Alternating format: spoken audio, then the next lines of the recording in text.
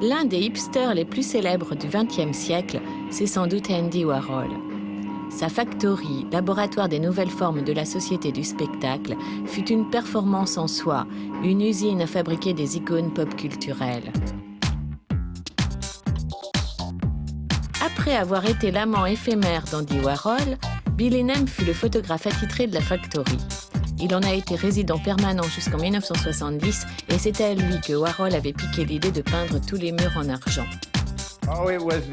La Factory était l'endroit le plus hip de New York à cette époque-là, dans le milieu des années 60. Andy était comme un maître de cérémonie. Il attirait les gens qui avaient entendu parler de la Factory, de ce qu'on y fait.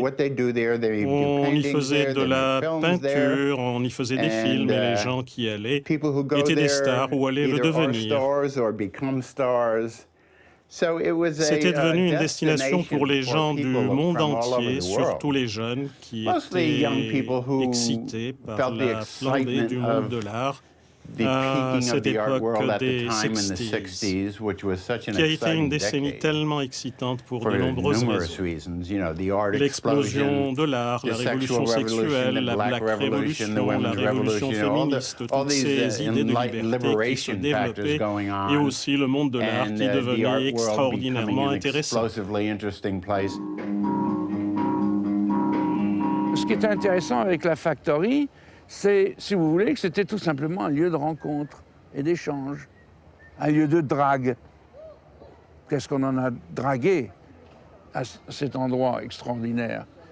C'était un lieu de défonce, un jardin d'enfants pour des grands enfants. Jean-Jacques Lebel, plasticien, écrivain et curateur, a vécu cette époque. Premier traducteur français de Burroughs et Ginsberg, il a réalisé le premier happening européen. Chaque fois qu'on écrit un poème, qu'on fait un film, qu'on peint un tableau, qu'on esquisse un mouvement de créativité, on porte en soi un laboratoire qui n'est pas seulement un laboratoire individuel, subjectif, qui est forcément un laboratoire social, qui présente forcément une utopie, une autre façon de voir, de sentir les choses et de parler aux autres. C'est en ça que l'œuvre d'art, quand elle est vraiment une œuvre et pas un produit, elle propose une nouvelle façon de vivre, une nouvelle relation humaine. Dans les années 90, le laboratoire social où s'élaboraient les nouvelles formes de relations humaines, c'était le cyberspace. La communauté la plus hip de l'époque, c'était celle des hackers. Et les hackers les plus hip, c'était les Hitoy, héritiers numériques de la Factory. À l'époque, ces cyberactivistes luttaient contre la préemption du monde virtuel par les corporations capitalistes en utilisant les mêmes armes qu'elles, en plus malin. Avant l'éclatement de la bulle Internet en 2000, les Hitoy ont été très à la mode. The hype was also about excitement. La hype, c'était aussi l'excitation, l'accélération et l'exagération des choses, sans aucune limite.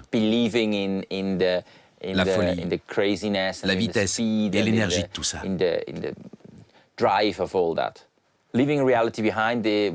Laisser la réalité derrière soi était un des premiers slogans d'Hitoy.